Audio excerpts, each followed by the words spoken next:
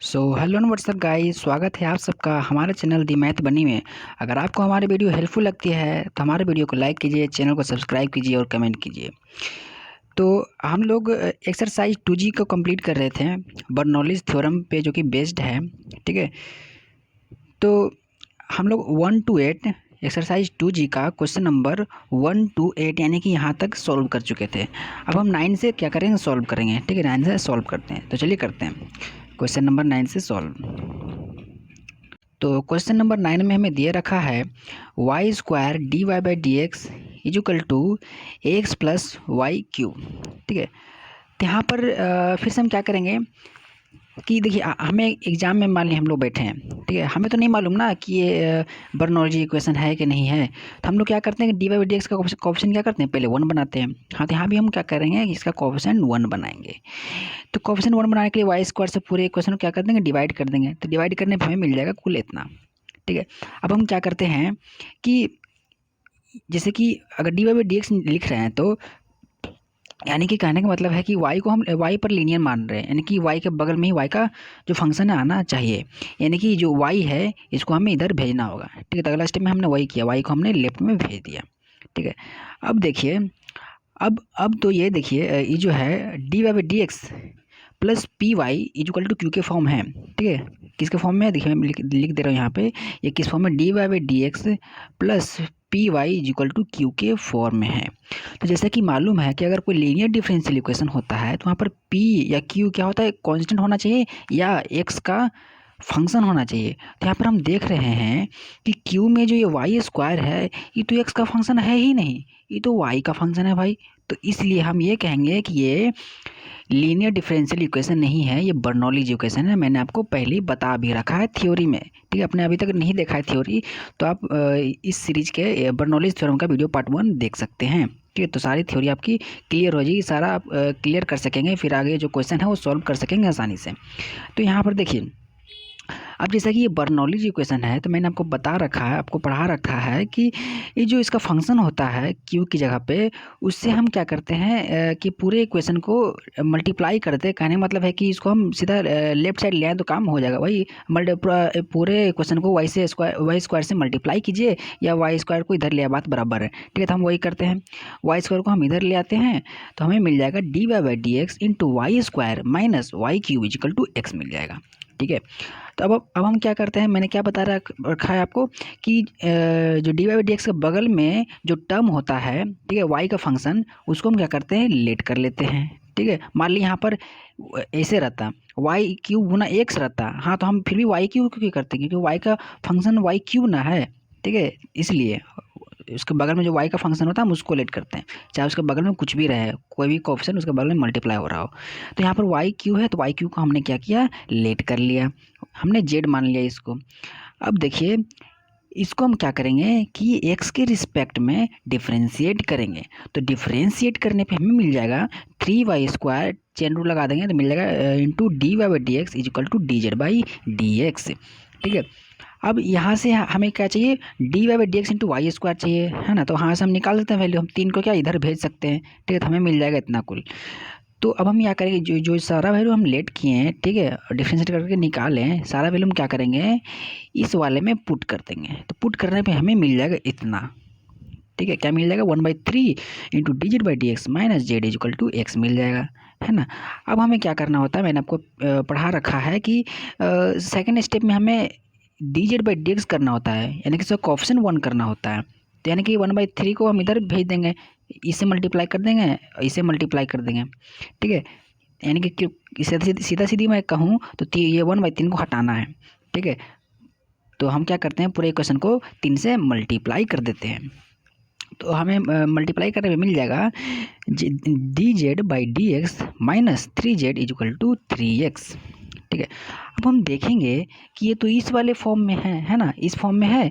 तो यहाँ से हम आसानी से कंपेयर करके p का वैल्यू और q का वैल्यू यहाँ से कंपेयर करके निकाल सकते हैं। p का वैल्यू क्या निकल जाएगा, -3, और q का वैल्यू निकल जाएगा 3x, है ना। ठीक है, अब हम इसको आगे सॉल्व करेंगे, इंटीग्रेटिंग फैक्टर निकालेंगे यहाँ से, e power integration of p dx। P का वैल्यू पुट करेंगे हम, ठीक है, -3 जो कि था, फिर हम इसको इंटीग्रेट करेंगे तो मिल जाएगा e⁻³ है ना। आगे चलते हैं, इसका जनरल सोल्यूशन निकालते हैं, ठीक है। जनरल सोल्यूशन निकालने का फॉर्मूला क्या है कि जिस पर लीनियर हो, ठीक है, उसे इंटीग्रेटिंग फैक्टर को मल्टीप्लाई कर देते हैं। जैसा कि हम देखेंगे हमारा जो अभी ये सॉल्यूशन लाए हैं, आई मीन इक्वेशन लाए हैं, क्या किस पे लीनियर है, जेड पे लीनियर है ना, जेड पे लीनियर है, इसलिए हम जेड से मल्टीप्लाई करेंगे इंटीग्रेटिंग फैक्टर को, is equal to integration of Q into I F with respect to X, है ना। इसको सॉल्व करना है, इंटीग्रेट करना है। क्यू का वैल्यू पुट करेंगे, इंटीग्रेटिंग फैक्टर वैल्यू को पुट करेंगे जो कि हम निकाले हैं, ठीक है। तो हमने क्यू का वैल्यू पुट किया और इंटीग्रेटिंग फैक्टर का वैल्यू पुट किया, ठीक है। यहाँ पर तो हमें मिल जाएगा integration of 3x into e⁻³ यहाँ पर हम 3 को क्या करेंगे, बाहर ले जा सकते हैं, ठीक है। तो मिल जाएगा integration of x into e⁻³ यहाँ पर आप चाहें तो इसको सॉल्व करने के लिए -3x को लेट करके जा सकते हैं, हमने नहीं किया, हमने डायरेक्ट क्या किया, इंटीग्रेशन बाई पार्ट्स अप्लाई कर दिया, ठीक है। कोई भी स्टेप आप फॉलो कर सकते हैं, कोई दिक्कत नहीं है। तो हमने इंटीग्रेशन बाई पार्ट्स यूज किया, ठीक है। पहले तो आईलेट यूज करके हमने इसको अरेंज कर लिया, x को पहले लिखा और e⁻³ को बाद में लिखा। तो इंटीग्रेटिंग आई मीन जो इंटीग्रेशन पार्ट्स हम क्या करते हैं, पहले टर्म को एज इट इज रखते हैं, दूसरे टर्म को इंटीग्रेट करते हैं, फिर से इंटीग्रेशन लगाते हैं, फिर उसके बाद हम क्या करते हैं कि x को डिफ्रेंशिएट करते हैं, फिर जो सेकंड टर्म है उसको हम इंटीग्रेट कर देते हैं, जो कि हमने किया है, ठीक है। फिर हम इसको आगे सॉल्व करेंगे, इसको फर्दर इंटीग्रेट करेंगे, ठीक है। तो हमें मिल जाएगा कुल मिला के 3 into x upon -3 into e⁻³ minus e⁻³ upon 9 मिल जाएगा प्लस कांस्टेंट, ठीक है। आगे बढ़ते हैं, ठीक है। हमने क्या क्या इसको इंटीग्रेट कर दिया।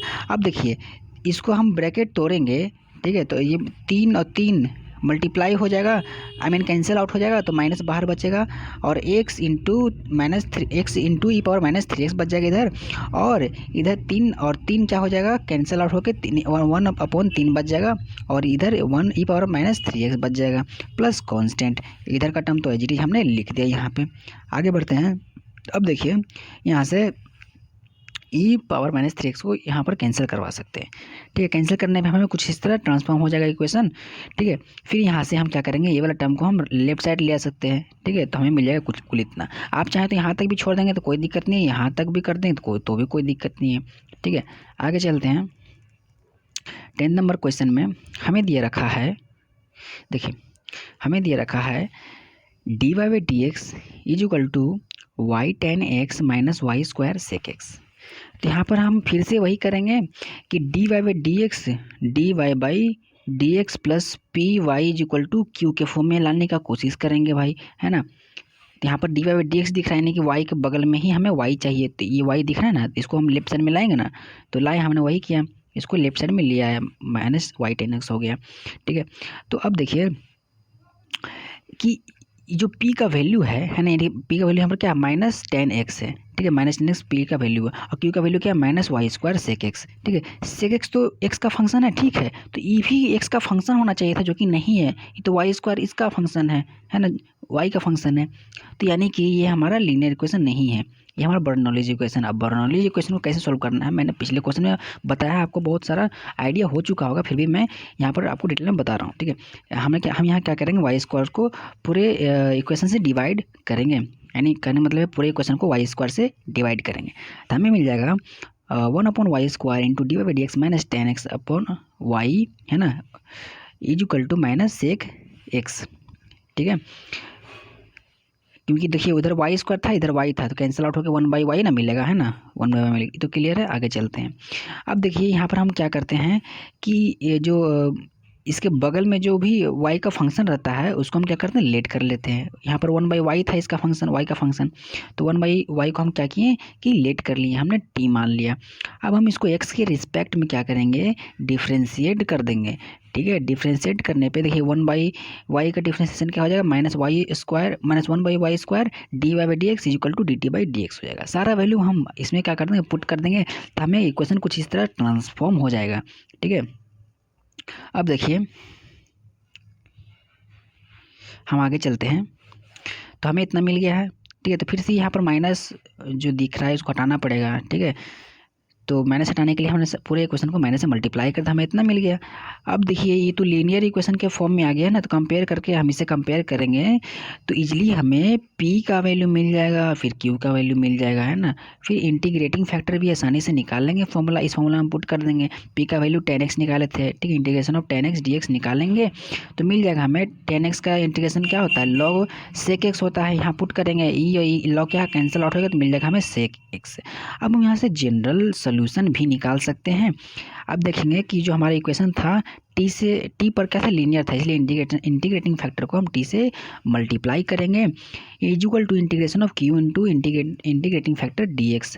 हम वैल्यू पुट कर देंगे, टी इज इक्वल टू हम लोग 1/y लिए रखे थे वो भी हम पुट कर देंगे, टी इज इक्वल टू देखिए हम लोग लिए थे 1/y यहाँ पे, ठीक है, तो वापस हम पुट करेंगे ना, तो हमने किया है, हमने वापस T equal to 1/y put कर दिया, इंटीग्रेटिंग फैक्टर अभी निकाला यहाँ पुट कर दिया, क्यू इक्वल टू जो हमने सेक एक्स निकाला था वो भी पुट किया, इंटीग्रेटिंग फैक्टर भी सेक एक्स आया था वो भी पुट कर दिया, sec X into sec square X होता है और integration of sec square X 10x होता है। तो यानी कि हमें मिल गया इतना इक्वल टू इतना मिल गया, ठीक है। यहाँ से हम y को इधर ला के गुना कर देंगे इससे, ठीक है, तो हमें कुल मिला के ये जो है सोल्यूशन इतना मिल जाएगा, एक में कट हो गया, ठीक है, सॉल्व करके हमें इतना मिल जाएगा, ये हमारा सॉल्यूशन हो गया। आगे चलते हैं, एक चीज़ और, आप चाहें तो इतना इक्वल टू इतना भी लिख सकते हैं, कोई दिक्कत नहीं, वो भी हमारा सॉल्यूशन रहेगा, और सॉल्व करके हम इधर इतना भी लिख दें तो भी कोई दिक्कत नहीं है। आगे चलते हैं, 11 नंबर क्वेश्चन में हमें दिया रखा है dy/dx plus Y into cot X is equal to 2y² cos x, ठीक है। तो इस यहाँ पर भी हम देख सकते हैं कि ये क्या लीनियर इक्वेशन के फॉर्म में है, बट लीनियर इक्वेशन तो नहीं है ना, क्यों नहीं है, क्योंकि यहाँ पर y का फंक्शन है भैया, देखिए यहाँ पर ये क्या है, y का फंक्शन है, इसलिए लीनियर इक्वेशन तो है ही नहीं, ये बर्नौलीज इक्वेशन है भाई। अब बर्नौलीज इक्वेशन में हम क्या करते हैं कि q की जगह पे जो y का फंक्शन दिख रहा होता है तो हम पूरे इक्वेशन को उसी से क्या करते हैं, डिवाइड कर देते हैं, तो हम y² से पूरे इक्वेशन को क्या करते हैं, डिवाइड कर देंगे, तो डिवाइड करने में हमें मिल जाएगा इतना, ठीक है। अब देखिए हम नेक्स्ट स्टेप में क्या करते हैं कि इसके बगल में, ठीक है, जो भी y का फंक्शन दिख रहा होता है उसको हम क्या करते हैं कि लेट कर लेते हैं, dy/dx के बगल में जो भी फंक्शन दिख रहा होता है, यहाँ पर क्या दिख रहा है, 1/y दिख रहा है, इसलिए हम 1/y को लेट कर लेंगे, z मान लेते हैं यहाँ पर, हम उसको विथ रिस्पेक्ट टू x हम क्या करेंगे, डिफ्रेंशिएट कर देंगे, तो डिफ्रेंशिएट करके हमें कुछ इतना मिल जाएगा। फिर हम करेंगे क्या कि ये सारा वैल्यू इसमें पुट कर देंगे, तो पुट करने पर मिल जाएगा हमें minus dz/dx plus cot X Z is equal to 2 cos x, है ना। ये मत कन्फ्यूज हो गया, यहाँ माइनस कैसा है, कुछ नहीं, यहाँ पर हमने इतना का वैल्यू पुट किया ना, हमने वैल्यू इतना का निकाल नेगेटिव के साथ ना, तो नेगेटिव को हम इधर ले आएंगे तो आंसर में भी तो नेगेटिव ही ना आएगा, नेगेटिव उधर ले आएंगे तो, है ना। तो क्लियर है, आगे चलते हैं। देखिए अब देखिए यहाँ पर जैसे कि नेगेटिव आ गए तो नेगेटिव हटाना पड़ेगा, पूरा इक्वेशन को हम नेगेटिव से मल्टीप्लाई कर देंगे तो हमारा जो नेक्स्ट इक्वेशन कुछ इस तरह ट्रांसफॉर्म हो जाएगा। अभी क्या लीनियर इक्वेशन में ट्रांसफॉर्म हो गया है, तो लीनियर इक्वेशन हम इसे कंपेयर करके P और Q का आसानी से वैल्यू निकाल सकते हैं। P का वैल्यू माइनस कॉट एक्स आ जाएगा और Q का वैल्यू -2 cos x आ जाएगा। अब यहाँ से हम इंटीग्रेटिंग फैक्टर भी निकाल सकते हैं।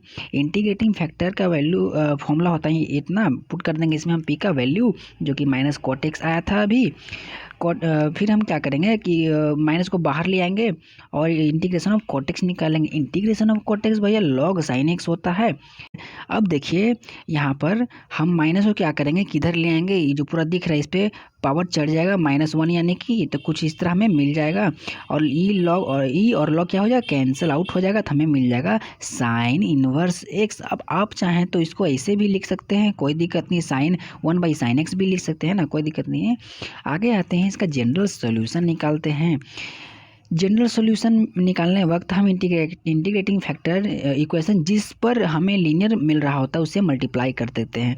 तो यहाँ पर हमें जेड पर लीनियर मिल रहा था, मैं दिखा भी दे रहा हूँ यहाँ आपको, है ना, जेड पर क्या है, लीनियर है, तो इसलिए हम जेड से मल्टीप्लाई करेंगे इंटीग्रेटिंग फैक्टर को, is equal to Q into I F, Q का वैल्यू पुट करेंगे, इंटीग्रेटिंग फैक्टर का वैल्यू पुट करेंगे, फिर आगे हम इसको इंटीग्रेट करेंगे, ठीक है। फिर साइन इनवर्स को हम 1/sin लिख सकते हैं, ठीक है, और कॉस बाई साइन क्या होता है, कॉस बाई साइन क्या होता है, कॉट होता है ना, कॉस बाई साइन कॉट होता है, हमने यहाँ कॉट इसलिए लिख दिया है। अब इंटीग्रेशन ऑफ कॉट एक्स क्या होता है, लॉग साइन एक्स होता है, अभी भी बताया मैंने। तो अब देखिए, अब यहाँ से हम इसको साफा साफा ऐसे करके लिख सकते हैं। देखिए और एक चीज़ और, जेड का वैल्यू भी अभी पुट करना बाकी था। हमने जो जेड इजिकल टू ऊपर क्या लिया था, 1/y लिया था, है ना, जेड इजिकल टू लिया था 1/y। तो आपस हम पुट भी करेंगे ना, तो पुट हमने कर दिया, जेड इजिकल टू 1/y हमने पुट कर दिया है। और आप सोच रहे हो यहाँ माइनस कैसे आ गया भाई, तो माइनस देखिए कैसे आया, यहाँ पर माइनस था तो इस माइनस को हम लेफ्ट साइड लेके आएंगे तो यहाँ माइनस लगेगा, ठीक है। अब क्लियर माइनस कैसे आया, और राइट साइड में क्या था, 2 log sin x plus c, ठीक है। और एक चीज़ और, जब हम माइनस इधर लाएंगे, ठीक है, तो ये की क्या हो जाएगा, माइनस सी हो जाएगा, ठीक है, यहाँ पर माइनस सी होगा, ठीक है, माइनस सी। और आप चाहें तो माइनस सी इजिकल टू के या कुछ और कॉन्स्टेंट करके लिख सकते हैं, या फिर इतना भी छोड़ देंगे तो कोई दिक्कत नहीं है, ठीक है। आगे चलते हैं 12 नंबर क्वेश्चन में। 12 नंबर क्वेश्चन में हमें दिया रखा है, देखिए dy/dx plus 2y tan x is equal to Y square. तो यहाँ पर हम देखेंगे कि ये भी क्या है, ये बर्नौलीज इक्वेशन है ना। फिर से देखिए कैसे वाई बर्नौलीज इक्वेशन है, क्योंकि यहाँ पर क्यू का जगह पे वाई का फंक्शन है भाई, जो कि यहाँ पर नहीं होना चाहिए था। यहाँ पर सिर्फ एक्स का फंक्शन होना चाहिए था या कांस्टेंट होना चाहिए था, बट यहाँ वाई का फंक्शन है, इसलिए क्या है, बर्नौलीज इक्वेशन है। बर्नौलीज इक्वेशन हम क्या करते हैं कि वाई स्क्वायर को क्या करेंगे, वाई का फंक्शन जो भी दिख रहा होता है क्यू की जगह पे, तो उसको हम क्या करते हैं कि पूरे इक्वेशन को उसी से डिवाइड कर देते हैं, यानी कि यहाँ पर हम वाई स्क्वायर से डिवाइड कर देंगे, ठीक है, पूरे इक्वेशन को। तो मिल जाएगा हमें कुछ इस तरह, dy/dx into 1/y square plus 2 tan x by Y equal to 1 मिल जाएगा।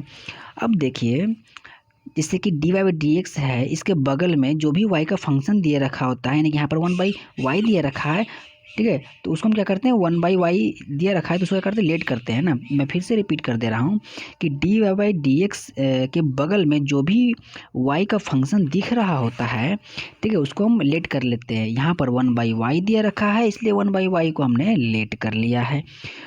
1/y हमने जेड पुट किया है, उसको एक्स के रिस्पेक्ट में डिफ्रेंशिएट किया है, तो हमें कुछ इस तरह मिल जाएगा ट्रांसफॉर्मेशन, ठीक है। तो हम ये सारा वैल्यू क्या करेंगे कि इसमें हम पुट कर देंगे, ठीक है, इसमें हम पुट कर देंगे इस वाले में। तो पुट करने पे हमें कुछ इस तरह मिल जाएगा, है ना, dy/dx into Y square into 1/y square put करेंगे, है ना, इतना, ठीक है। माइनस बच गया तो माइनस को उधर ले आएंगे, है ना, तो माइनस dz/dx होगा, जो कि हमने यहाँ पर लिख दिया है।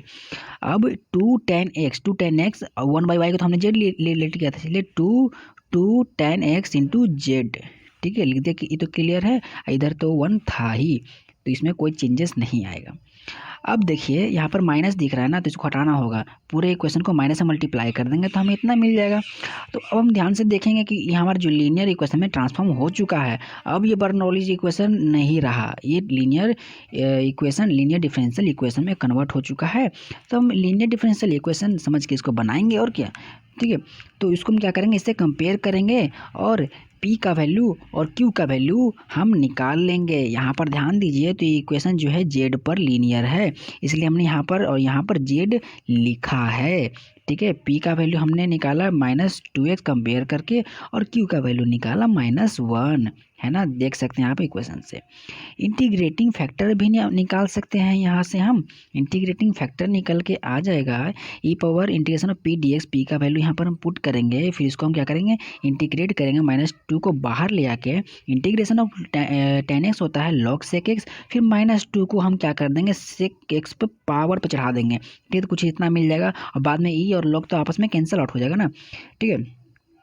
तो अब देखिए, इस सेक, देखिए ये जो सेक एक्स पर -2 लगा हुआ है, इसको हम कुछ इस तरह भी लिख सकते हैं, और फिर हम इसको सेक को नीचे भी भेज सकते हैं, और इसको हम चाहें तो ऐसे ऊपर लिखेंगे तो कोस स्क्वायर बना देंगे, कोई दिक्कत नहीं है। आगे आते हैं जनरल सोल्यूशन निकालने पे। जनरल सोल्यूशन कैसे निकालेंगे, देखिए इक्वेशन जिस पर लीनियर हो रहा होता है उसी को हम इंटीग्रेटिंग फैक्टर से मल्टीप्लाई करते हैं। यहाँ पर हमें जेड पर लीनियर दिखने को मिल रहा था, है ना, जेड पर लीनियर दिख रहा था, यहाँ पर आप देख सकते हैं जेड पर क्या है, लीनियर है, इसलिए इंटीग्रेटिंग फैक्टर को हमने जेड से मल्टीप्लाई किया है, ठीक है। Is equal to integration of Q into I F.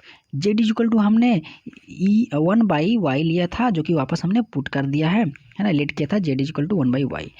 Integrating factor हमने लिया, ये निकाला है कोस स्क्वायर एक्स, पुट कर दिया है। क्यू का वैल्यू निकाला है -1, वो भी पुट किया है। इंटीग्रेटिंग फैक्टर यहाँ भी पुट किया है। और क्या करना है, एक्स के रिस्पेक्ट में क्या करना है, इंटीग्रेट कर देना है। तो इंटीग्रेटिंग करने पे देखिए हमें क्या मिलेगा, इसको हम क्या करेंगे, इंटीग्रेट करेंगे। -1 तो बाहर जाएगा। Integration of cos square x तो निकालना बहुत मुश्किल है, तो हम फॉर्मूला लगा देंगे। Cos square X equal to क्या होता है, 1 + cos 2x/2। यहाँ पर हमने पुट कर दिया है, ठीक है। तो आगे हम इसको आसानी से सॉल्व कर सकते हैं सेपरेट करके। पहले इंटीग्रेशन ऑफ इतना बाई इतना करेंगे, फिर इंटीग्रेशन ऑफ इतना बाई इतना करेंगे, ठीक है। हमने वही यहाँ पर किया है, ठीक है, सेपरेट करके। अब देखिए इसको अगर हम आगे सॉल्व करेंगे, इसको हम इंटीग्रेट करेंगे आगे, तो देखिए क्या मिलेगा। 1/2 तो बाहर ले, देखिए यहाँ पर मिस्टेक हो गया, यहाँ पर 1/2 लेना मैं भूल गया था, मैं ठीक कर दे रहा हूँ, रुकिए। यहाँ पर होगा 1/2, 1/2, ठीक है। यहाँ पर 1/2, फिर इसको इंटीग्रेट करेंगे। 1/2 क्या करेंगे, बाहर ले लेंगे, तो अंदर बचेगा sin 2x/2 बचेगा। फिर हम आगे इसको सॉल्व करेंगे, तो यहाँ भी क्या हो जाएगा, देखिए यहाँ भी क्या हो जाएगा, 1/2 हो जाएगा, ठीक है, ओके। तो और यहाँ हमने ये कैसे लिखा, कुछ नहीं, हमने लेफ्ट साइड में क्या लेके चल रहे थे, लेफ्ट साइड में हम लेके चल रहे थे ना cos square X upon Y लेके चल रहे थे, वापस हमने यहाँ पुट कर दिया है, यहाँ पर हमने वही पुट कर दिया यहाँ पर, ठीक है। और इसी को आगे हम लिखेंगे। यहाँ पर तो 1/2 था ना, मिस्टेक हो गया था, ठीक है। तो यहाँ भी 1/2 आएगा, यहाँ पर 1/2 है, ठीक है, 1/2 है। तो इसी हम यहीं से क्या कर सकते हैं, 1/2 कॉमन ले सकते हैं, तो हमें कुछ इतना मिल जाएगा। -1/2 कॉमन ले लिया तो x + 1/2 sin 2x मिल जाएगा। फिर हम नेक्स्ट स्टेप में क्या करेंगे कि इसी को यहाँ से माइनस जो है ना, माइनस को हम लेफ्ट साइड ले आएंगे, ठीक है। तो हमें कुछ मिलाकर, सब मिलाकर इतना मिल जाएगा, ठीक है। आप चाहें तो इतना इक्वल टू इतना भी लिख सकते हैं, कोई दिक्कत नहीं है, ठीक है। या फिर चाहें तो इतना इक्वल टू इतना भी लिख सकते हैं, तो भी कोई दिक्कत नहीं है, ठीक है। आगे आते हैं हम 13th नंबर क्वेश्चन में। 13th नंबर क्वेश्चन में हमें दिया रखा है dy/dx + 1/x sin 2y = x³ cos square y। तो यहाँ पर हम फिर से देखेंगे कि बर्नौली इक्वेशन है, क्योंकि क्यू की जगह पे देखेंगे कि यहाँ पर y का फंक्शन कहाँ से तो आ गया है, ठीक है। y का फंक्शन नहीं रहना चाहिए था, तभी ये लीनियर डिफरेंशियल इक्वेशन होता, ठीक है। लेकिन y का फंक्शन होने के कारण ये क्या है, बर्नौली इक्वेशन है। और उसको हम बर्नौली इक्वेशन को कैसे सॉल्व करना है हमें मालूम है, मैंने आपको बताया है, ठीक है। तो यहाँ पर हम क्या करते हैं कि जो भी क्यू की जगह पे y का फंक्शन होता है, पूरे इक्वेशन को उसी से डिवाइड कर देते हैं, ठीक है। तो यहाँ पे हम वही करेंगे, पूरे इक्वेशन को cos स्क्वायर y से डिवाइड कर देंगे, तो हमें इतना मिल जाएगा, ठीक है। अब हम इसको आगे सॉल्व करेंगे। हम 1/cos स्क्वायर y को sec स्क्वायर y भी लिख सकते हैं। अब देखिए ये भी y का फंक्शन है, ऊपर वाला, नीचे भी y का फंक्शन है, बट दोनों को हम एक साथ ले ही नहीं सकते, क्योंकि इसका एंगल अलग है, इसका एंगल अलग है भाई। तो यहाँ पर जो एंगल sin 2x दिया, sin 2y दिया रखा है, हम उसको 2 sin y cos y लिख सकते हैं ना। और नीचे जो cos स्क्वायर y है, उसको cos y × cos y लिख सकते हैं ना, है ना। इधर तो x था, तो उसको तो ऐसे ही रख दिया गया है, ठीक है। तो अब देखेंगे कि cos y क्या कैंसिल आउट हो जाएगा, = x की, तो इधर था ये रह गया है, ठीक है। तो अब देखिए ये कैंसिल आउट करके क्या बचेगा, 2 sin y upon x cos y। तो इसको हम 2/x tan y भी लिख सकते हैं, ठीक है। और इसको हम इक्वेशन 1 मान लेते हैं, इसको हम इक्वेशन 1 मान लेते हैं। अब हम आगे सॉल्व करते हैं इसको, ठीक है। अब देखिए जैसे कि मैंने आपको पढ़ा रखा है कि जब बर्नौली इक्वेशन होता है, फर्स्ट स्टेप में क्या करते हैं कि क्यू की जगह पे जो भी हमें y का फंक्शन दिया रखा होता है उसे हम डिवाइड करते हैं। डिवाइड तो हमने कर दिया, फर्स्ट स्टेप ने पूरा किया। सेकंड स्टेप में क्या करते हैं हम कि जो dy/dx के बगल में जो भी y का फंक्शन दिया रखा होता है, उसको हम क्या करते हैं, लेट करके बाद में हम सब्स्टिट्यूशन अप्लाई कर देते हैं, ठीक है। तो tan y को हम क्या करेंगे कि लेट करेंगे, ठीक है, पुट करेंगे, वैल्यू z कर लेते हैं यहाँ पर हमने। फिर हम उसको x के रिस्पेक्ट में डिफ्रेंशिएट किया, तो x के रिस्पेक्ट में डिफ्रेंशिएट करने पे हमें कुछ इतना मिल जाएगा, sec square y × dy/dx = dz/dx मिल जाएगा, ठीक है, क्लियर है। अब आगे आते हैं, हम सारा वैल्यू अब क्या करेंगे, पुट कर देंगे। ये सारा वैल्यू क्या करेंगे, ऊपर हम पुट कर देंगे। तो पुट करने पे देखिए अभी हम क्या मिलेगा, dz/dx + 2z/x = x³ मिल जाएगा, ठीक है। अब हम देखेंगे कि ये वाला जो ट्रांसफॉर्म होके आया है ये तो पक्का लीनियर डिफरेंशियल इक्वेशन ही है, तो इसलिए हम उसको इसी लीनियर डिफरेंशियल इक्वेशन के फॉर्म वाले से कंपेयर कर देंगे। ठीक है, यहाँ पर क्या है, जेड क्या है, लीनियर है ना, इसलिए यहाँ पर जेड लगा के हम क्या कर देंगे, इसको कंपेयर कर देंगे। जे यहाँ से हम पी निकाल सकते हैं, 2/x निकल जाएगा और q निकल जाएगा x³ कंपेयर करके। ठीक है, अब इंटीग्रेटिंग फैक्टर भी निकाल सकते हैं। इस फॉर्मूला में हम क्या करेंगे, पुट कर देंगे। इंटीग्रेटिंग फैक्टर क्या होता है, formula E power integration of p d x है ना, एक्स के रिस्पेक्ट में सब चल रहा है ना यहाँ पर, इसलिए एक्स लगा दिया गया है। ठीक है, तो पी का वैल्यू हम पुट करेंगे, पी इक्वल टू 2/x था, यहाँ पुट किए, फिर इंटीग्रेट करेंगे। इंटीग्रेशन 2 देखिए 2 को हम क्या करें, बाहर ला देंगे, और इंटीग्रेशन ऑफ 1/x क्या हो जाएगा, log x हो जाएगा। 2 को हम फिर से इस पर चढ़ा सकते हैं, ठीक है, पावर पे, और ई और log को हम क्या करेंगे, आपस में कैंसिल आउट कर देंगे, तो मिल जाएगा x²। अब हम निकालेंगे जनरल सॉल्यूशन। यहाँ से जनरल सॉल्यूशन का फॉर्मूला होता है जिस पर इक्वेशन जिस पर लीनियर हो रहा होता है उससे हम इंटीग्रेटिंग फैक्टर को मल्टीप्लाई करते हैं। यहाँ पर इक्वेशन हमारा जेड पर लीनियर हो रहा था, इसलिए इंटीग्रेटिंग फैक्टर को जेड से मल्टीप्लाई किया गया है, is equal to integration of Q into integrating factor D x. ठीक है, यहाँ पर हम पुट करेंगे सारा वैल्यू जो कि निकाले थे, X Q is equal to निकाले थे x³ और इंटीग्रेटिंग फैक्टर का वैल्यू x² था। ठीक, क्यू का वैल्यू क्या था, x³ और इंटीग्रेटिंग फैक्टर x² पुट किए। ठीक है, और इसको आगे सॉल्व करेंगे तो ये दोनों को गुना करके हमें मिल जाएगा x⁵। इसको इंटीग्रेट कर देंगे तो हमें इतना मिल जाएगा x⁶/6 प्लस c मिल जाएगा। ठीक है, तो ये हमारा सॉल्यूशन हो गया। अब हम इतना इक्वल टू इतना लिख देंगे, ये हमारा सॉल्यूशन हो जाएगा। और आप चाहें तो यहाँ पर x² और इसको हम कैंसिल आउट भी कर देंगे। ठीक है, ठीक है, चाहे यहाँ पर चाहे तो ऐसे ही छोड़ सकते हैं, कोई दिक्कत नहीं है। आगे आते हैं क्वेश्चन नंबर 14 पे। क्वेश्चन नंबर 14 में हमें दिया रखा है x³ plus y³ dx minus xy² dy equal to 0। ठीक है, तो इसे हम ध्यान दें यहाँ पर, तो ये हमारा होमोजीनियस इक्वेशन है। ठीक है, क्या है, होमोजीनियस इक्वेशन है, सब पर डिग्री क्या है, 3 है डिग्री। तो यहाँ पर हम क्या कहते हैं, होमोजीनियस भी है, और ये हम बर्नौलीज थ्योरम से भी सॉल्व कर सकते हैं। दो मेथड हमारा है सॉल्व करने का। तो हम पहले फर्स्ट मेथड में देखते हैं इसको कैसे सॉल्व करेंगे। फर्स्ट मेथड में क्या करेंगे, पहले इसको dy/dx में कन्वर्ट करने के लिए क्या करेंगे कि इसको तो हम राइट साइड ले जाएंगे। ठीक है, तो हमें ये पॉजिटिव हो जाएगा। फिर हम dy/dx यहाँ से निकालेंगे तो मिल जाएगा dy/dx is equal to x³ plus y³ upon xy² है ना, अरेंज करेंगे। फिर इसको हम आगे सेपरेट करेंगे तो मिल जाएगा x² upon y² plus y/x। ठीक है, अब इसको क्या करेंगे, देखिए हमें जैसे कि मालूम है dy/dx अगर लिखते हैं तो लीनियर डिफरेंशियल इक्वेशन में उसके बगल में क्या y का फंक्शन रहना होता है। यहाँ पर क्या दिख रहा है, y आपको, y लीनियर में ही ना है, ये तो y² में ना, क्या है, y² में है। देखिए ये y² में, तो इसको बगल में नहीं ले जाएंगे, हम इसको ले जाएंगे, लीनियर बनाना है ना भाई, तो इसलिए y/x को हम ले जाएंगे लेफ्ट साइड में। ठीक है, तो ये क्या नेगेटिव हो जाएगा, माइनस y/x हो जाएगा। अब देखिए आगे, ठीक है, तो ये क्या हो गया, नेगेटिव हो गया। तो हमें कुल मिला के मिल गया dy/dx minus y/x equal to x² upon y²। ये वाला इधर ही रह गया है। अब देखेंगे कि ये क्या है, बर्नौलीज इक्वेशन है भाई, है ना। यहाँ पर देख सकते हैं उसी फॉर्म में है। यहाँ पर क्या हमें y² जो दिख रहा है, y का फंक्शन दिख रहा है ना। अगर y² जो है y का फंक्शन है, अगर ये नहीं होता y² तो ये लीनियर डिफरेंशियल इक्वेशन होता है और उसी मेथड से हम सॉल्व करते हैं। लेकिन फिलहाल तो ये बर्नौलीज इक्वेशन है, इसलिए बर्नौलीज इक्वेशन के जो भी मेथड होते हैं, है ना, हम उसे सॉल्व करेंगे।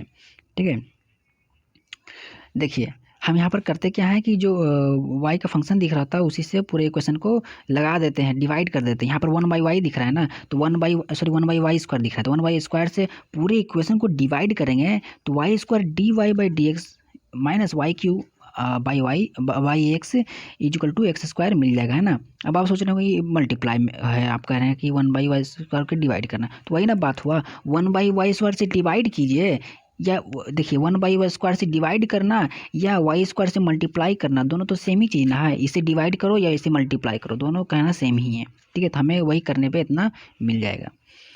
ठीक है, आगे बढ़ते हैं। तो देखिए हमने यहाँ पर क्या किया, नेक्स्ट स्टेप हम क्या होता है कि जो dy/dx के बगल में जो भी y का फंक्शन दिख रहा होता है उससे उसको क्या करना होता है, लेट करना होता है। यहाँ पर y³ दिख रहा है, y का फंक्शन, y³ को हमने लेट किया, t मान लिया, इसको डिफ्रेंशिएट करेंगे x के रिस्पेक्ट में तो मिल जाएगा 3y² dy/dx is equal to dt/dx। सारा वैल्यू हम क्या करेंगे, इसमें क्या करेंगे, पुट कर देंगे, तो पुट करने पर हमें इतना मिल जाएगा। ठीक है, D T by D X into 1/3 minus T by X equal to X square. यहाँ पर इसका जो कोएफिशिएंट दिख रहा है, ये कोएफिशिएंट हटाना है। हटाने के लिए हम क्या करें, 3 से पूरे इक्वेशन को मल्टीप्लाई करेंगे तो हमें इतना मिल जाएगा। तो हम देखेंगे कि ये क्या है, लीनियर डिफरेंशियल इक्वेशन में हो गया ट्रांसफॉर्म। अब हम कंपेयर करेंगे इससे, और P और Q का वैल्यू आसानी से निकाल सकते हैं। यहाँ से P इक्वल टू -3/x और Q इक्वल टू 3x² निकल चुका है। इंटीग्रेटिंग फैक्टर भी निकाल सकते हैं यहाँ से भाई, ई पावर पी डी एक्स इसमें पुट कर देंगे P का वैल्यू जो कि निकाले थे। P का वैल्यू क्या था, -3/x है ना, is equal to e power -3 log x। देखिए इसको इंटीग्रेट कर दिया है, -3/x को इंटीग्रेट किया है। इंटीग्रेशन ऑफ, देखिए -3 को तो हम बाहर लेके चल जाएंगे, इंटीग्रेशन निकालना है यानी कि 1/x का, जो कि log x हमारे पास आएगा। ठीक है, इंटीग्रेशन ऑफ 1/x क्या होता है, log x। अब हम -3 को क्या करेंगे, इस पर चढ़ा देंगे। ठीक है, और log और ये क्या होगा, आपस में कैंसिल आउट हो जाएगा। ये क्या हो जाएगा, ये दोनों कैंसिल आउट हो जाएगा। ये बच जाएगा हमारे पास x पावर -3, और उसी को हम ऐसे भी लिख सकते हैं, x पावर -3 को ऐसे लिख सकते हैं। ठीक है, आगे चलते हैं, जनरल सॉल्यूशन निकालते हैं। जनरल सॉल्यूशन निकालने के लिए हम क्या करते हैं कि जिस पर इक्वेशन लीनियर हो उससे मल्टीप्लाई करते हैं इंटीग्रेशन फैक्टर को। यहाँ पर t पर लीनियर है इसलिए t से मल्टीप्लाई करेंगे इंटीग्रेटिंग फैक्टर को, is equal to integration of q into integrating factor dx। तो यहाँ पर हमें q का वैल्यू जो दिया रखा था पुट कर देंगे, इंटीग्रेटिंग फैक्टर निकाले थे वो भी पुट कर देंगे। ठीक है, t इज इक्वल टू हमने y³ लिया था, है ना। यहाँ पर देखिए t इज इक्वल टू हमने क्या लिया था, y³ लिया था, यहाँ पर पुट कर देंगे वापस। t is equal to y³ हमने यहाँ क्या किया, पुट कर दिया। ठीक है, आगे चलते हैं, q का value 3x² and integrating factor 1/x³। इसको हम काट छाट करेंगे, तीन तो बाहर चल जाएगा, ये दोनों आपस में कट के 1/x बन जाएगा। 1/x इंटीग्रेट हम करेंगे तो मिल जाएगा log x, यानी सब मिला के 3 log x प्लस c हमें मिल चुका है। तो हमारा यही सॉल्यूशन हो गया, इतना इज इक्वल टू इतना। अब यहाँ से हम लिखेंगे इसको, देखिए यहाँ पर से एक x³ दिख रहा है ना, उसको हम चाहें तो इधर भी ला सकते हैं। ठीक है, मल्टीप्लाई कर दो हमें इतना मिल जाएगा, या फिर चाहें आप तो इसको ऐसे ही छोड़ सकते हैं, कोई दिक्कत नहीं है या ठीक है, या फिर इतना भी कर दें तो भी कोई दिक्कत नहीं है। आगे चलते हैं सेकेंड मेथड की ओर। ठीक है, 14 नंबर को सॉल्व करने का सेकंड मेथड। देखिए जैसा कि ये होमोजीनियस इक्वेशन है तो हम क्या करते हैं, y equal to v x put करते हैं ना। पहले हम इसको क्या करते हैं, डी वाई डी एक्स में फॉर्म में लाते हैं, डी वाई डी एक्स के फॉर्म में लाएंगे पहले तो। ठीक है, अरेंज करेंगे इसको, हम क्या कर देंगे लेफ्ट साइड ले आएंगे तो हमें पॉजिटिव हो जाएगा वाला। फिर यहाँ से डी वाई डी एक्स निकालेंगे, इसको इक्वेशन 1 मान लेते हैं, और इसमें हम क्या करते हैं कि y equal to v x put करते हैं। ठीक है, पहले पुट करने से पहले हम ध्यान देंगे यहाँ पर, ठीक है, एक चीज़ ध्यान देंगे कि अगर हम इसको डी वाई डी एक्स के फॉर्म में ही रहने दें, ठीक है, तो y equal to v x अगर नीचे पुट करेंगे, ठीक है, जैसे कि एक्स वाई स्क्वायर है ना, एक्स वाई स्क्वायर है, तो y equal to v x अगर पुट कर देंगे तो देखिए ध्यान से, वी एक्स पुट करने पर क्या हो जाएगा, एक्स स्क्वायर इधर हो जाएगा, उधर क्या हो जाएगा, वी स्क्वायर हो जाएगा। ठीक है, वी स्क्वायर हो जाएगा। ठीक है, और ऊपर क्या था, x³ है ना, तो ऊपर से अगर हम ऊपर भी वाई वी एक्स पुट कर देंगे तो ऊपर से हम x³ कॉमन लेंगे। ठीक है, x³ कॉमन लेंगे, और नीचे x स्क्वायर है। ठीक है, तो आपस में पूरा तरीके से x तो कैंसिल आउट नहीं ना हो पाएगा। तो इसलिए हम क्या करेंगे कि डी वाई डी एक्स को डी वाई डी एक्स रहने नहीं देंगे, हम dx/dy के फॉर्म में कर लेंगे। ठीक है, अरेंज कर लेंगे। ठीक है, ताकि हम x equal to v y put कर सकें और आसानी से उसको सॉल्व कर सके। y equal to v x के आई मीन कहने मतलब है डी वाई डी एक्स अगर रहने देंगे तो हम नहीं सॉल्व कर पाएंगे, y equal to v x करेंगे तो गड़बड़ हो जाएगा। ठीक है, इसलिए हम इसको dx/dy के फॉर्म में कर देते हैं। ठीक है, और x equal to v y put कर देते हैं। ठीक है, और क्या करेंगे कि इसको y के रिस्पेक्ट में क्या करेंगे, डिफ्रेंशिएट कर देंगे ना। यहाँ पर y के रिस्पेक्ट में डिफ्रेंशिएट करेंगे तभी ना वैल्यू पुट कर पाएंगे। y के रिस्पेक्ट में हम यहाँ डिफ्रेंशिएट करते हैं तो इधर मिल जाएगा dx/dy, और इधर हमें प्रोडक्ट रूल अप्लाई कर देंगे तो v प्लस वाई dv/dy मिल जाएगा। फिर ये वैल्यू आप सेकेंड नंबर इक्वेशन में पुट करके आप आसानी से इसको आगे सॉल्व कर सकते हैं। इसको मैं आप पे छोड़ दे रहा हूँ, मैं नेक्स्ट क्वेश्चन पे आ जा रहा हूँ। तो अब हम आते हैं 15 नंबर क्वेश्चन में। हमें दिया रखा है 1 + x² into d y by D x equal to y into x minus y. तो यहाँ पर हम क्या करेंगे कि d y by D x का ऑप्शन तो पहले 1 करने की कोशिश करेंगे ताकि हम इसको देखिए इसको और इसको एक साथ सिंप्लीफाई कर सके। ठीक है, इसलिए इसको हम राइट साइड ले आएंगे। ठीक है, तो हमें मिल जाएगा कुछ इस तरह। फिर इसको हम फैलाएंगे, ब्रैकेट तोड़ेंगे तो y x minus y square मिल जाएगा, y x minus y square upon 1+x² मिल जाएगा।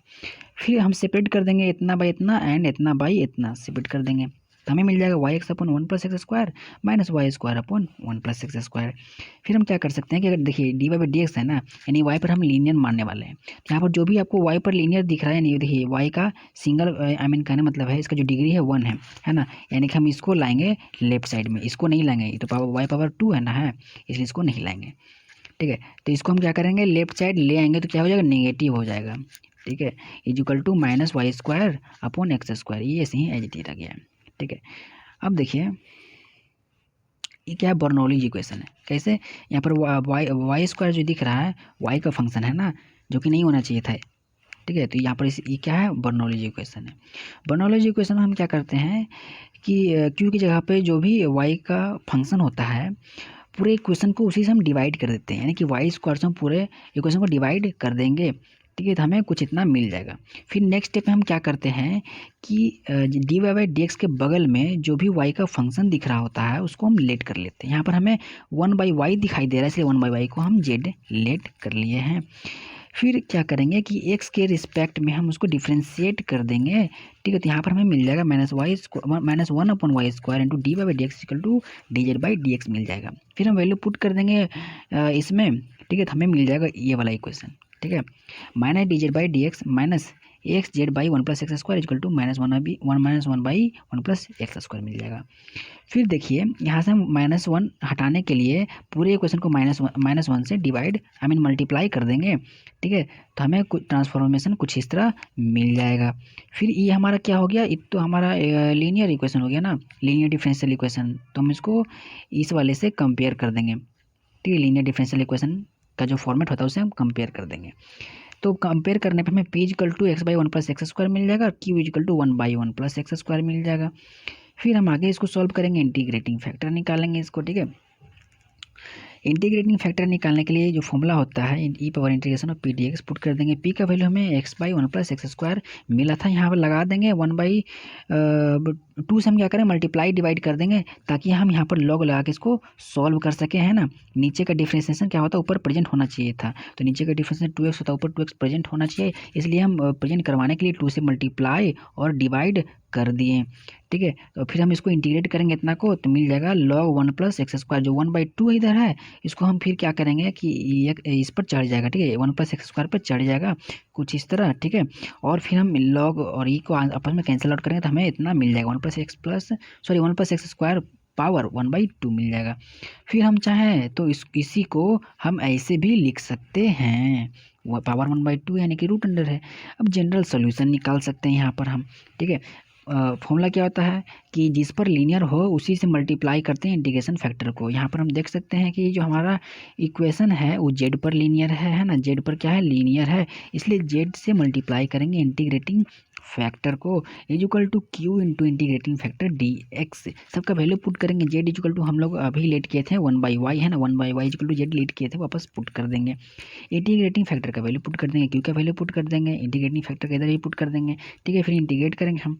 ठीक है, तो अब देखिए जो यहाँ पर लिखे हैं, यहाँ पर 1+x² और रूट अंडर 1+x² को आपस में कैंसिल आउट कर सकते हैं। ठीक है, तो रूट अंडर 1+x² हमें नीचे बच जाएगा। ठीक है, तो हम इसका जो फॉर्मूला होता है integration of root under 1+x² log x plus root under 1+x² यहाँ पुट कर देंगे तो हमें इतना मिल जाएगा। ठीक है, तो हमारा सॉल्यूशन हो जाएगा इतना इक्वल टू इतना, जो कि हमने यहाँ पर लिखा है। ठीक है, ठीक है, अब नेक्स्ट क्वेश्चन में हम आते हैं। 16 नंबर क्वेश्चन हमें दिया रखा है d y by D x plus y by x minus 1 equal to x y power 1/3। ठीक है, तो यहाँ भी हम देखेंगे कि ये भी बर्नौलीज इक्वेशन है भाई, है ना, ये भी क्या बर्नौलीज इक्वेशन है। पूछे कैसे, क्योंकि यहाँ पर हमें क्यू की जगह पर क्यू की वैल्यू पे वाई का फंक्शन दिख रहा है। ठीक है, तो बर्नौलीज इक्वेशन को हम कैसे सॉल्व करते हैं, देखिए मैंने बता रखा है आपको, जो भी फंक्शन दिख रहा होता है क्यू के जगह पे वाई का फंक्शन जो भी है, तो पूरे इक्वेशन को हम उसी से डिवाइड कर देते हैं। वाई पावर 1/3 दिख रहा है, इसलिए पूरे इक्वेशन को वाई पावर 1/3 से डिवाइड कर देंगे भाई। नेक्स्ट स्टेप में क्या करते हैं कि d y by D x के बगल में जो भी हमें वाई का फंक्शन दिख रहा होता है, हमें यहाँ पर देखिए हमें यहाँ पर y का फंक्शन दिख रहा है dy बाई डी एक्स के बगल में ये दिख रहा है ना, दिख रहा है। ठीक है, अब आप पूछ रहे हो कि ये भाई कैसा है, उधर तो ठीक है y का फंक्शन दिख रहा है, बट ये कैसा है भाई, मैं बताता हूँ कैसा है। देखिए यहाँ पर y जो दिख रहा है, नीचे जो y पावर 1/3 दिख रहा है, तो इसको हम ऐसे लिख सकते हैं ना, ऊपर 1/3 को ऊपर ले आएंगे, y पावर 1/3 को ऊपर ले आएंगे तो हम ऐसे लिख सकते हैं ना, -1/3 हो जाएगा ना। सॉल्व करके हम इतना लिखेंगे ना, वही तो लिखा गया, सेम टू सेम लिखा गया है, कहने की क्या बात है। ठीक है, तो ठीक है, तो इतना हमने लिखा। फिलहाल तो अभी हम लेट नहीं करेंगे, अभी हम पहले इसको सॉल्व करेंगे। इसको क्या करेंगे, सॉल्व करेंगे। ठीक है, तो सॉल्व करेंगे तो हमें मिल जाएगा। ठीक है, 1 - 1/3 को 2/3 लिख सकते हैं सॉल्व करके। ठीक है, अब हम यहाँ से लेट करेंगे। ठीक है, क्योंकि y का फंक्शन हमने सिंप्लीफाई कर दिया। तो देखिए हमें क्या मालूम है कि डी बाई डी एक्स के बगल में जो भी y का फंक्शन दिख रहा हो तो उसको लेट करते हैं। यहाँ पर y पावर 2/3 दिख रहा है, इसको हम लेट कर लेंगे। ठीक है, हमने z मान लिया है। फिर इसको हम x के रिस्पेक्ट में, सब कुछ x के रिस्पेक्ट में करना है ताकि हम पुट कर पाएँ यहाँ पर। ठीक है, x के रिस्पेक्ट में नहीं करेंगे कैसे पुट कर पाएंगे वैल्यू हम वापस लेट करने के बाद भी। तो इसलिए x के रिस्पेक्ट में हमने यहाँ पर इसको डिफ्रेंशिएट किया है। x के रिस्पेक्ट में डिफ्रेंशिएट करने पे हमें मिल जाएगा, देखिए y पावर 2/3 है ना, 2/3 into y power 2/3 - 1, chain rule apply करेंगे, डी बाई डी एक्स मिल जाएगा, है ना, equal to d z by D x मिल जाएगा इधर। ठीक है, फिर इसको हम आगे सिंप्लीफाई करेंगे, इसको सॉल्व करने पे -1/3 मिल जाएगा। ठीक है, into d y by D x equal to d z by D x मिल जाएगा। ठीक है, और इधर तो 2/3 था ही। फिर इसको हम क्या करेंगे, -1/3 है ना, इसको नीचे ले आ सकते हैं। ठीक है, और इस 2/3 को हम राइट साइड ले आ सकते हैं, तो कुल मिला के हमें मिल जाएगा इतना। फिर सारा वैल्यू हम क्या करेंगे, पुट कर देंगे। ठीक है, पुट कर देंगे इसमें, ये सारा वैल्यू क्या करेंगे इसमें हम पुट कर देंगे, तो हमें इक्वेशन कुछ इस तरह ट्रांसफॉर्म हो जाएगा। ठीक है, मिल जाएगा हमें 3/2 d z by D x plus z upon x - 1 equal to x मिल जाएगा। ठीक है, तो अब हम यहाँ क्या करते हैं कि 3/2 को पूरे इक्वेशन से, आई मीन कहने मतलब है D z by D x का कोफिशिएंट जो 1 होता है, ठीक है, होता है ना, क्योंकि लीनियर डिफरेंशियल इक्वेशन आपको सिंपली दिख ही रहा होगा। तो यहाँ पर डी जेड का जेड पे क्या है, लीनियर है। ठीक है, और आपको कहीं पे जेड नहीं ना दिख रहा है, यहाँ पर तो एक्स ही है, तो यानी कि लीनियर डिफरेंशियल इक्वेशन है ही। तो लीनियर डिफरेंशियल इक्वेशन सॉल्व करने हम क्या करते हैं कि D z by D x का कोफिशिएंट क्या करते हैं, 1 करते हैं। तो 3/2 हटाने के लिए हम क्या करेंगे, 3/2 से पूरे इक्वेशन को डिवाइड कर देंगे, तो हमें कुछ इतना इक्वेशन ट्रांसफॉर्म हो जाएगा। ठीक है, तो मिल जाएगा d z by D x plus 2/3 into z by x - 1 equal to 2/3 x मिल जाएगा।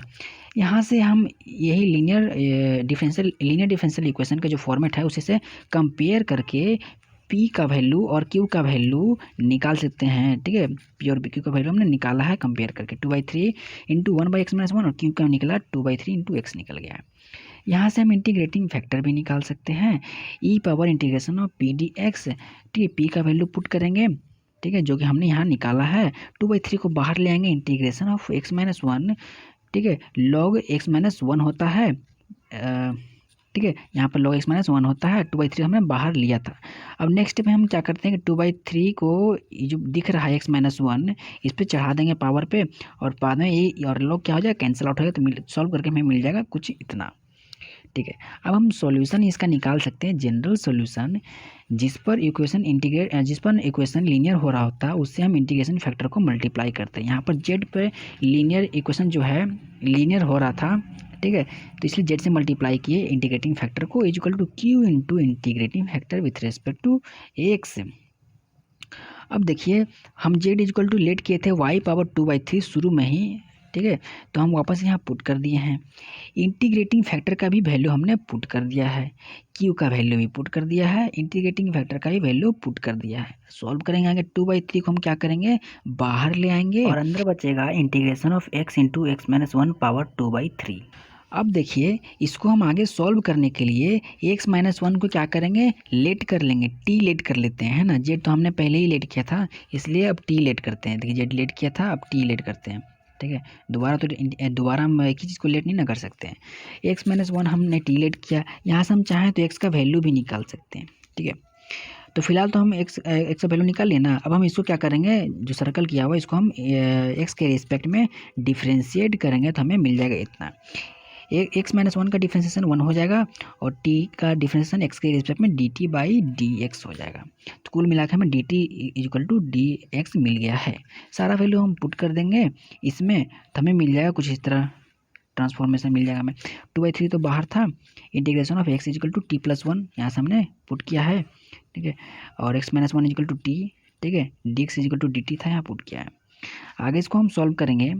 देखिए यहाँ पर टी पावर क्या है 2/3 है, ठीक है, तो इसको मल्टीप्लाई करेंगे सेपरेटली, इसको इतना से फिर इसको इतना से मल्टीप्लाई करेंगे, ठीक है, सेपरेट करके हम इंटीग्रेट करेंगे, ठीक है। तो पहले तो मल्टीप्लाई करने पे हमें मिल जाएगा टी पावर 2/3। देखिए टी पावर 2/3 इंटू टी अगर करते हैं, यानी कि इसका जो पावर है, देखिए टी तो ऐसे ही रह जाएगा, इसे बेस सेम है क्योंकि पावर जो है 2/3 है प्लस 1 हो जाएगा, 2/3 प्लस 1, तो सॉल्व करके हमें 5/3 मिल जाएगा।